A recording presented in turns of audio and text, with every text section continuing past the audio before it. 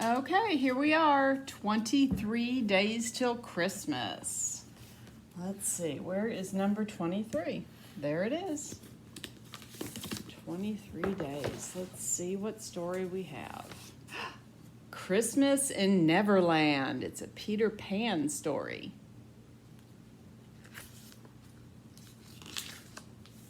Wendy sighed as she looked around the Lost Boys' hidden hideout.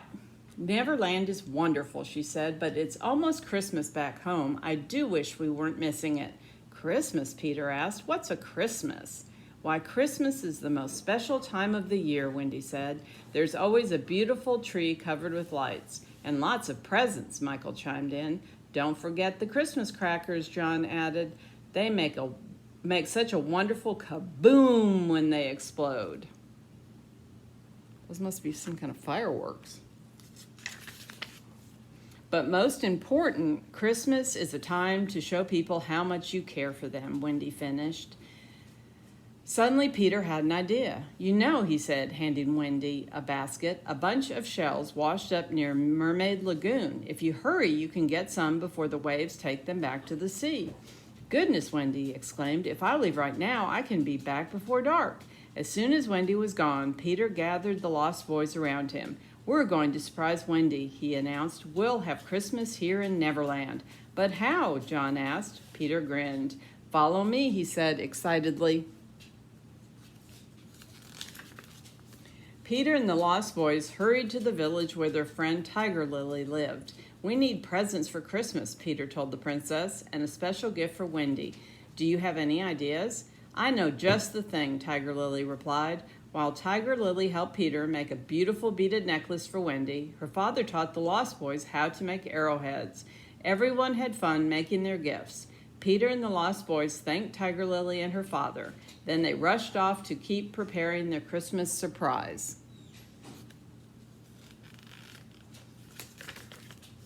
The boys took the gifts back to their hideout. Then they set off on a raid of the Jolly Roger. Peter, why are we here? John whispered as they hid in the pirate ship's sails. Surely these savage buccaneers know nothing about Christmas.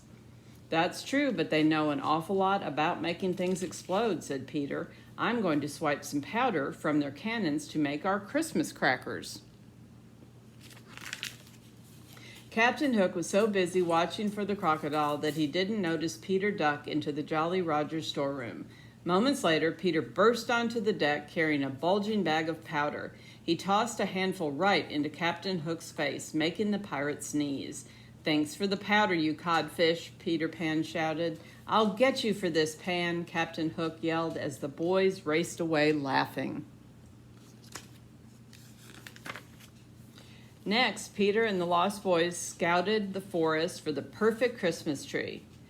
But when they got the tree back to their hideout, Peter frowned. This tree doesn't look so special, he said. That's just because it doesn't have any decorations yet, John assured him. The Lost Boys went to work. Soon every branch of the tree was decorated with buttons, acorns, arrowheads, seashells, and long garlands of flowers. Stella, no. In no time, the Lost Boys transformed the hideout. Beneath the festive tree stood piles of presents and stacks of homemade Christmas crackers, but something was still missing. The lights, Peter exclaimed. Where are the lights?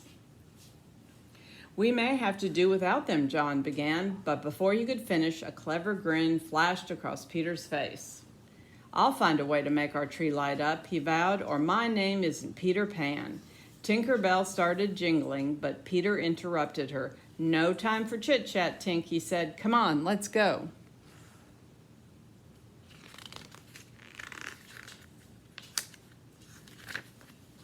Peter Pan and Tinker Bell flew through the sky, racing the setting sun all the way to Mermaid Lagoon.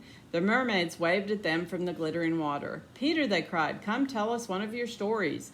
But Peter didn't have time for stories. Wendy would be home soon, and the Christmas tree still needed lights. The mermaids shook their heads. I don't think we can help with that, one said when Peter explained what he needed. Why not? Peter asked. I've seen the way Mermaid Lagoon lights up at night. If you let me borrow your lights, I'll bring them back tomorrow.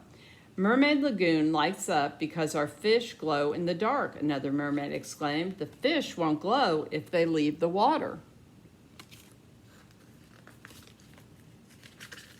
By the time Peter and Tink got home, twilight had fallen. There's got to be some way to light that tree, Peter said. Tink put her hands on her hips and jingled at him, but Peter wasn't listening.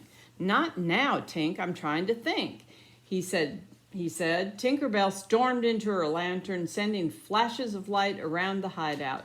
That gave Peter a new idea. He hollered for the Lost Boys. Fireflies, Peter announced. We'll use fireflies to light our Christmas tree. The Lost Boys leaped into the air outside, catching fireflies in their hats. But when they took the fireflies back to the Christmas tree, the glowing bugs simply flew away. Peter sat down on an old stump. It's no use, he said, defeated. Christmas is ruined. Now, it's still a very nice tree, John said, even if it is getting too dark to see it properly. Tinkerbell peeped out of her lantern. Maybe now Peter would listen to her. She marched right up to him and started jingling and jangling as loudly as she could. Peter Pan's eyes grew wide. You mean you can make the tree light up? He exclaimed. Why didn't you say so before? Just like a man not to listen. Moments later, Wendy returned to an unusually dark hideout. Hello, she called. Where is everyone? Suddenly, a lovely glow filled the room as the Christmas tree began to sparkle with pixie dust. Wendy gasped as Peter Pan and the Lost Boys burst out of their hiding places. Merry Christmas, Wendy, they cheered. Wendy beamed and gathered the Lost Boys around her.